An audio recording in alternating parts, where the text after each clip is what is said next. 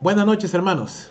Bienvenidos a la sesión número 10 del discipulado a nivel básico de la Misión Bíblica Bautista Dulos. En esta oportunidad, hermanos, vamos a hablar es un tema corto, pero importante también, sobre todo para todo creyente, porque vamos a estudiar acerca de las ordenanzas del Señor. Y vamos a ver que la palabra de Dios nos muestra que hay dos ordenanzas que la iglesia debe de seguir. ¿Qué son ordenanzas? Son órdenes puntuales que el Señor Jesús dio a sus discípulos. Hay muchas más, obviamente, pero estas dos tienen que ver tienen un significado diferente, tienen un significado especial para los hijos de Dios. Así que vamos a estudiar estas dos ordenanzas, las cuales son, hermanos, el bautismo y la cena del Señor. Y para eso vamos a leer dos versículos. El primer versículo es Mateo capítulo 28, versos 19 al 20, donde vamos a ver allí lo que conocemos nosotros como la Gran Comisión. Y dice la palabra del Señor de la siguiente manera. Mateo 28, 19 al 20. La idea es memorizarlo, ¿verdad? Por tanto, id y haced discípulos a todas las naciones, bautizándolos en el nombre del Padre, del Hijo y del Espíritu Santo, enseñándoles que guarden todas las cosas que yo os he mandado. He aquí, yo estoy con vosotros todos los días hasta el fin del mundo. ¿Sí? Ahí vemos la importancia que tiene el bautismo dentro del esquema de la Gran Comisión. ¿Sí? Y vamos a luego a explicar un poquito más esto. Y el segundo texto, Primera de Corintios capítulo 11, versos 23 al 26, y tú ya has asistido a varias Santas Cenas, celebraciones de Santa Cena, pues es un texto que constantemente utilizamos cuando participamos de la Cena del Señor en los servicios. Y dice así: porque yo recibí del Señor lo que también os he enseñado, que el Señor Jesús, la noche en que fue entregado, tomó pan, y habiendo dado gracias, lo partió y dijo: comed, tomad, comed, esto es mi cuerpo que por vosotros es partido. Haced esto en memoria de mí. Asimismo también tomó la copa después de haber cenado, diciendo: esta copa es el nuevo pacto en mi sangre. Haced esto todas las veces que la bebiereis en memoria de mí. Así pues, todas las veces que comiereis este pan y bebiereis esta copa, la muerte del Señor anunciáis hasta que Él venga. Esos dos textos son importantes porque nos dan a conocer estas dos ordenanzas de la iglesia del Señor. ¿Cuáles son? En primer lugar, el bautismo. ¿Qué es el bautismo, hermanos?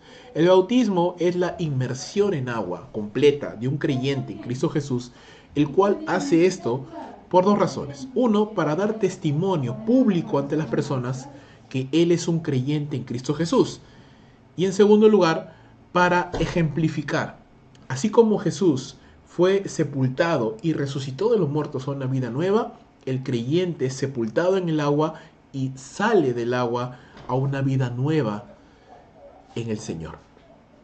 La palabra bautizo en el idioma original, baptizo en el griego, significa sumergir, inmersión. Entonces, esto es algo que la Biblia enseña. ¿Sí? El bautismo cristiano no es un bautismo en el cual se derrama un poquito de agua sobre la cabeza de alguien, no, es una inmersión completa. El creyente tiene que sumergirse completamente en el agua.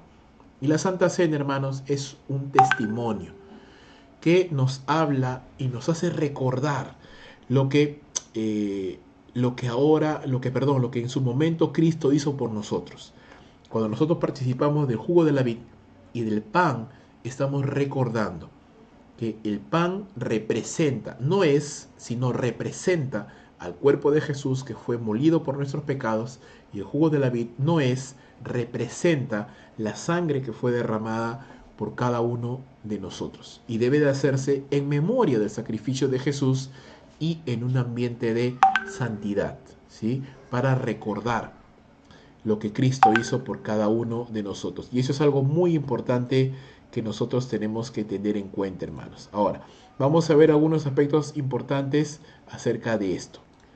En primer lugar, cuando hablamos del bautismo, es una identificación del creyente con la muerte, sepultura y resurrección de Cristo. Esto quiere decir, como ya le hemos mencionado hace un momento, que cuando el creyente se bautiza, simbólicamente está representando la muerte y sacrificio y resurrección, de nuestro Señor Jesús. Leamos por favor Colosenses capítulo 2, verso 11 al 12. En él también fuisteis circuncidados con circuncisión no hecha a mano, al echar de vosotros el cuerpo pecaminoso carnal en la circuncisión de Cristo, sepultados con él en el bautismo, en el cual también fuisteis resucitados con él, mediante la fe en el poder de Dios que le levantó de los muertos. Déjame darte otro texto más. y lo encontramos, no está ahí en el manual, pero puedes leerlo conmigo, en Romanos capítulo 6, versículo número 1. Dice, ¿qué pues diremos? ¿Perseveraremos en el pecado para que la gracia abunde? De ninguna manera. Porque los que hemos muerto al pecado, ¿cómo viviremos aún en él? ¿O no sabéis que todos los que hemos sido bautizados en Cristo Jesús, hemos sido bautizados en su muerte? Verso 4, porque somos sepultados juntamente con él para muerte por el bautismo, a fin de que como Cristo resucitó de los muertos por la gloria del Padre, así también nosotros andemos en vida nueva. Entonces, cuando nosotros somos bautizados y salimos del agua, estamos identificándonos. Somos creyentes, hemos creído que así como Jesús murió, fue sepultado y resucitó de los muertos, así nosotros también hemos muerto al mundo y al pecado y resucitamos a una vida nueva. Un testimonio público de que somos creyentes en Cristo Jesús. Y es interesante porque Mateo 28 nos dice que esto es parte de la gran comisión. Por supuesto, porque si bien es cierto, si tú recuerdas la clase de la iglesia local y universal, cuando tú crees en Jesús, inmediatamente eres parte de la iglesia universal porque el Espíritu de Dios, eres bautizado por el Espíritu Santo en el cuerpo de Cristo, eres sumergido en el cuerpo de Cristo y a partir de ese instante eres parte del cuerpo de Cristo y ahora tienes que ser parte de una iglesia local. ¿Sí? Ojo con eso. Eso sucede en un aspecto espiritual, ¿no? Yo no me veo como soy unido al cuerpo de Cristo. Sé que soy parte del cuerpo de Cristo porque la Biblia lo dice, pero yo no veo una evidencia física. ¿Cuál es la evidencia, el testimonio público de esto? Que soy bautizado y soy incorporado a una comunidad de creyentes, a una iglesia local. Entonces, cuando hacemos la gran comisión, hermanos, tenemos que evangelizar, discipular y bautizar. A un nuevo creyente, bautizarlo, y para que ese creyente dé testimonio de que es un hijo de Dios y de que ahora pertenece a una congregación local donde va a adorar a Dios, va a obedecerle y va a servirle. ¿Cuál es el requisito para ser bautizado? Solo el único requisito, hermanos, es que sea creyente en Cristo Jesús. Eso lo vemos en Hechos capítulo 8, verso 35 al 38. Felipe dice, abriendo su boca, comenzando desde esta escritura, le anunció el evangelio de Jesús. Y llegando por el camino, llegaron a cierta agua, y dijo el eunuco, aquí hay agua, ¿qué impide que yo sea bautizado? Felipe le dijo, si crees de todo corazón, bien puedes. Y respondiendo le dijo, creo que Jesucristo es el Hijo de Dios. Y mandó parar el carro, ambos descendieron al agua, Felipe y el eunuco, y le bautizó. Entonces no hay otro requisito, hermano, solamente es ser creyente. Si eres creyente en Cristo Jesús y no te has bautizado, debes bautizarte, porque eso es el mandato del Señor.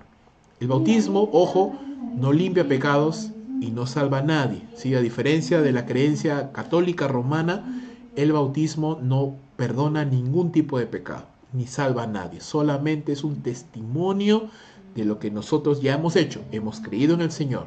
¿Sí? El bautismo no es para salvación. El bautismo no salva a nadie. Eso es algo que tenemos que tener en claro.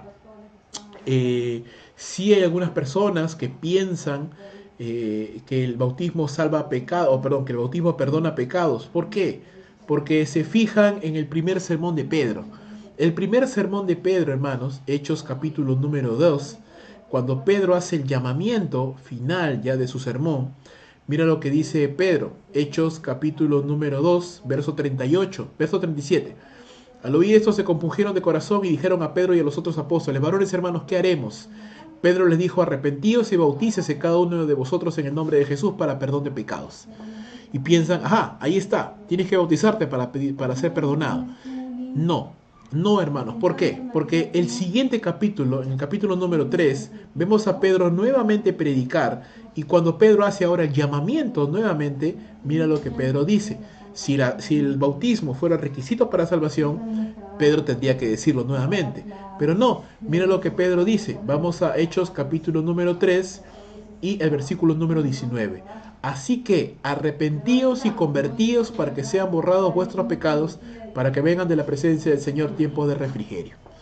Entonces, y si tú también ves las predicaciones de Pablo, nunca vas a ver que Pablo menciona el bautismo como requisito de salvación. Yo quería aclarar eso porque sí sé que por internet hay algunos materiales que enseñan que el bautismo es necesario para la salvación, pero no. El bautismo no es necesario para la salvación, hermanos. No limpia pecados, no salva a nadie, solamente es un testimonio. Solamente sirve por dos aspectos. Uno, porque es el testimonio público de nuestra fe.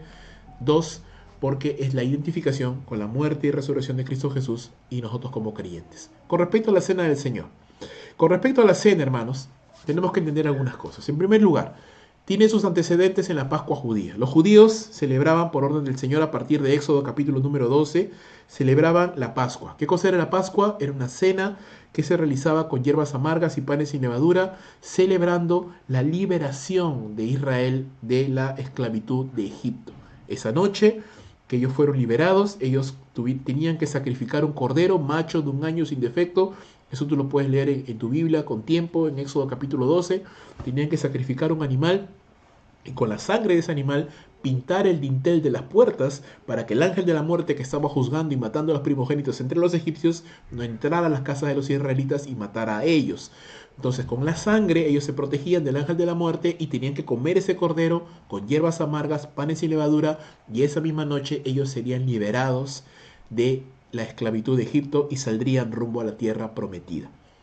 Y a partir de ese momento Dios ordenó a Moisés que siempre, cada año, el pueblo de Israel tenía que celebrar la Pascua judía. Y cuando los niños preguntaran a sus padres qué estamos haciendo, entonces los padres tenían que señalar a sus hijos que estaban celebrando la Pascua, la celebración de la liberación de Dios. El Señor Jesús, muchos siglos después, cuando estuvo en la tierra, Él celebraba la Pascua judía porque Él era judío. Él celebró la Pascua judía con sus discípulos y la última vez que la celebró, vemos en las Escrituras que Él fue con sus discípulos a un lugar, a un aposento alto, y dispuso sus discípulos, mandó a sus discípulos para que dispusieran las cosas para poder participar de la cena de la Pascua judía con ellos. Y vamos a mirarlo un momento, hermanos, en el libro de Mateo. Vamos por favor al libro de Mateo un momento, en el capítulo 26 y verso 17. Mira lo que dice la escritura. El primer día de la fiesta de los panes sin levadura, vinieron los discípulos de Jesús diciéndole: ¿dónde quieres que preparemos para que comas la Pascua? Y él le dijo: id a la ciudad a cierto hombre y decirle: el maestro dice, mi tiempo está cerca, en tu casa celebraré la Pascua con mis discípulos. Y los discípulos hicieron como Jesús les mandó y prepararon la Pascua. Ahora, estando ahí celebrando la Pascua judía, que era comer el cordero con el pan sin levadura y hierbas amargas, dice: cuando llegó la noche, verso 20, se sentó a la mesa con los 12 y mientras comían, dijo: de cierto, uno de vosotros me va a entregar. Y entristecidos en gran manera comenzó cada uno a decirle: soy yo, Señor. Entonces él respondiendo dijo: el que mete la mano conmigo en el plato, ese me va a entregar.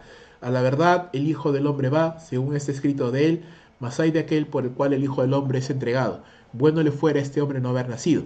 Entonces respondió Judas diciendo: soy yo, maestro. Le dijo: tú lo has dicho. Verso 26. Y mientras comían, tomó Jesús el pan y bendijo, y lo partió y lo dio a sus discípulos y le dijo: tomad, comed, esto es mi cuerpo. Esto nunca se había hecho antes en la Pascua judía.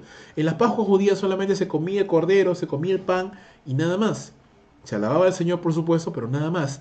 Jesús le da un nuevo sentido ahora. Jesús le da un nuevo sentido a la Pascua porque Él dice ahora: este pan es mi cuerpo. Este pan es mi cuerpo. Y tomando la copa, verso 27, habiendo dado gracias, les dio diciendo: bebed de ella todos, porque esto es mi sangre del nuevo pacto, que por muchos es derramada para remisión de los pecados. Y os digo que desde ahora no beberé más del fruto de la vid, hasta aquel día en que lo beba nuevo con vosotros en el reino de mi Padre. Recuerda, la sangre derramada en la Pascua judía era para salvar a la familia de Israel del ángel de la muerte. ¿Qué está haciendo Jesús ahora? Él está diciendo: este jugo de la vid es mi sangre, que es derramada ya no solamente por Israel, sino por todo el mundo, no para salvarnos de un ángel de la muerte, para salvarlo de la condenación del infierno. Entonces, si bien es cierto, el cordero que se sacrificaba en la Pascua judía servía para salvar a una familia, porque era solo la sangre de ese cordero la que tenía que pintarse en el dintel de la casa de una familia, ahora, siglos después, vemos al Cordero de Dios que derrama su sangre para la salvación de toda la humanidad.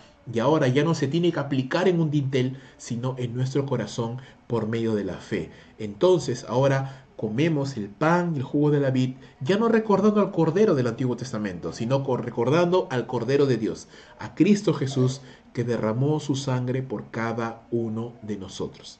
Mira lo que dice Lucas capítulo 22, verso 15, es lo que estaba diciéndoles: cuánto he deseado comer con vosotros esta Pascua antes de que padezca, porque os digo que no la comeré más hasta que se cumpla en el reino de Dios. Y habiendo tomado la copa, dio gracias y dijo: tomad y repartidlo entre vosotros, porque os digo que no beberé más del fruto de la vida hasta que el reino de Dios venga.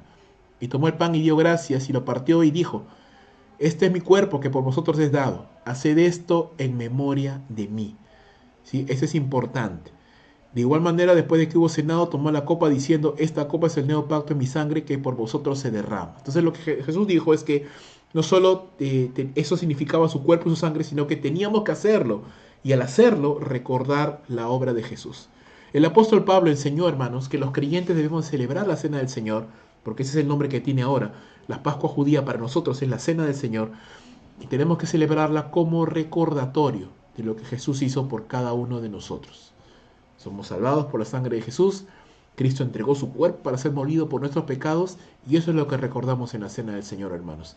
Y así lo hemos leído en 1 Corintios 11, del 23 al 26. Por eso Pablo al final dice: así pues, todas las veces que comieren este pan y bebiereis esta copa, la muerte del Señor anunciáis hasta que Él venga. No existe una orden bíblica acerca de cuántas veces tenemos que celebrar la cena del Señor. Muchas iglesias lo celebran, hay algunas iglesias que lo celebran semanalmente, otras lo celebran cada 15 días, otras lo celebran un par de veces al año. La mayoría de las iglesias, hermanos, celebramos una vez por mes. Al final del mes o al inicio del mes celebramos la cena del Señor junto con todos los creyentes. Es lo que la mayoría de las iglesias hacemos como una costumbre, ¿sí? Debemos tener cuidado de no tomar la cena del Señor indignamente. Eso es importantísimo, ¿sí? Eso es muy importante. Eso es muy importante. Si bien es cierto, el bautismo es un poco más sencillo porque solamente es un acto que se celebra una sola vez y el único requisito es que seas un creyente, y normalmente uno lo hace cuando recién se ha convertido al Señor, inmediatamente quieres bautizarte, y todo creyente debe bautizarse, hermanos. Y yo te animo, si usted no se ha bautizado, hermanos, hermano, ore y piensen que tiene que bautizarse en obediencia al Señor, ¿sí? Y en cambio la cena del Señor es algo que se realiza constantemente, se realiza varias veces en la vida del creyente y sí tiene un requisito importante. Pablo dice, y vamos a leerlo, hermanos, y vamos un momento por favor a 1 capítulo 11, verso 27, para poder entender que uno de los requisitos, o mejor dicho, el principal requisito para poder celebrar la cena del Señor, uno, en primer lugar, es que seas creyente, tienes que ser creyente, y en segundo lugar es que tenemos que estar en buena comunión con Dios. Un creyente que está caminando en pecado, un creyente que está caminando en desobediencia a Dios, no debe celebrar la cena del Señor. Mira lo que dice Pablo, 1 Corintios 11, verso 27. De manera que alguno o que cualquiera que comiera este pan o bebiera esta copa del Señor indignamente, será culpado del cuerpo y de la sangre del Señor. Por tanto, pruébese cada uno a sí mismo y coma así del pan y beba de la copa. Porque el que come y bebe indignamente, sin discernir el cuerpo del Señor, juicio come y bebe para sí. Por lo cual hay muchos enfermos y debilitados entre vosotros y muchos duermen. Si pues nos examináramos a nosotros mismos, no seríamos juzgados. Mas siendo juzgados somos castigados por el Señor para que no seamos condenados con el mundo. Entonces, ¿qué está enseñando Pablo, hermanos? Está enseñando que cuando nosotros participamos de la cena del Señor indignamente, es decir, en pecado, no con la debida reverencia al Señor, a lo que significa la cena del Señor, no porque el pan tenga algo valioso en sí mismo, porque el jugo de la vid tenga algo valioso en sí mismo, sino es lo que representan el sacrificio precioso de Jesús en la cruz por nosotros. Si lo tomamos a la ligera, si lo tomamos sin ningún cuidado, sin andar buscando al Señor en santidad, seremos disciplinados por el Señor, dice. Y algunos son disciplinados con debilidad espiritual, otros son disciplinados con enfermedad física, y algunos incluso son disciplinados con la muerte, hermanos. Entonces, es algo serio que los creyentes tenemos que tener. ¿Qué requisito hay para participar de la cena del Señor? Dos requisitos. Tengo que ser un creyente en el Señor. Los incrédulos no pueden participar de la cena del Señor porque estarían recordando algo que no han experimentado.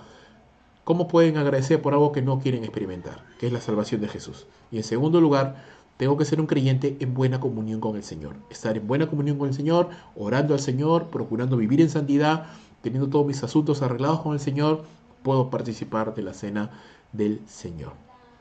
¿Por qué son importantes el bautismo y la cena, hermanos? Ambos son muy importantes. ¿Por qué? Porque declaran el Evangelio. Cuando yo me bautizo, estoy declarando al mundo, porque normalmente los bautismos se realizan públicamente, invito a familiares, invito a amigos, invito a vecinos y digo, soy creyente, he creído en Jesús. Cristo murió pero resucitó de los muertos y ahora yo muero a mi vida pasada y vuelvo a nacer a una nueva vida. Es un testimonio público, declara el Evangelio. La Santa Cena también, porque eso significa y recordamos lo que Cristo hizo por nosotros, su cuerpo molido por nuestros pecados, su sangre derramada por nuestra salvación.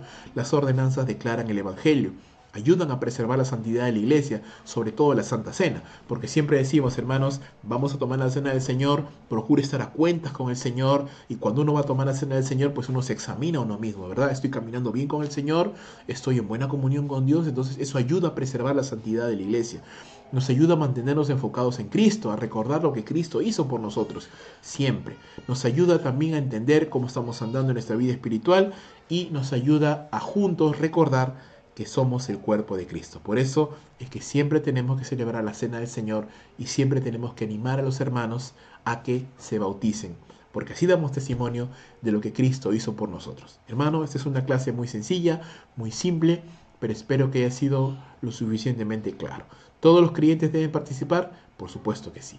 ¿Debe haber algún creyente que no se bautice? No, todo creyente debe bautizarse lo más pronto posible. ¿Quién te puede bautizar? Pues un pastor, un líder, un hermano en la fe, maduro en la fe, te puede bautizar. Uno no se puede bautizar a uno mismo, tienen que bautizarte, dice, en el nombre del Padre, del Hijo y del Espíritu Santo. Y uno no se puede bautizar a uno mismo, alguien tiene que bautizarte, un creyente, un pastor, un misionero. Normalmente es parte de la comunidad de la iglesia local. Si yo no me bautizo para irme solo por el mundo, no. Soy bautizado porque llego a formar, soy bautizado dentro de una iglesia, del contexto de una iglesia, perdón, para ser parte de una iglesia, ser parte de una iglesia local. Yo no puedo tomar la cena del Señor solo, tengo que tomarla en comunión con los hermanos. Por eso Pablo siempre habla en plural, cuando vosotros comáis, bebáis, ¿no? Si bien es cierto, en un contexto de pandemia, lo hacemos en casa, pero estamos conectados online. La idea práctica, la mejor, es siempre hacerlo en comunidad, juntos, porque todo el cuerpo de Cristo participamos de los beneficios de la salvación de Dios y estamos agradecidos con el Señor. Muy bien, hermanos, espero que haya sido claro estas dos enseñanzas, estas dos ordenanzas y que sigamos adelante. Ya estamos terminando ya este curso, nos falta muy poquito para terminar este discipulado. Gracias a Dios por su vida, por su perseverancia, por su paciencia. Que Dios siga bendiciendo su vida, edificando su fe para la gloria de su nombre. Nos vemos en la siguiente sesión. Chao.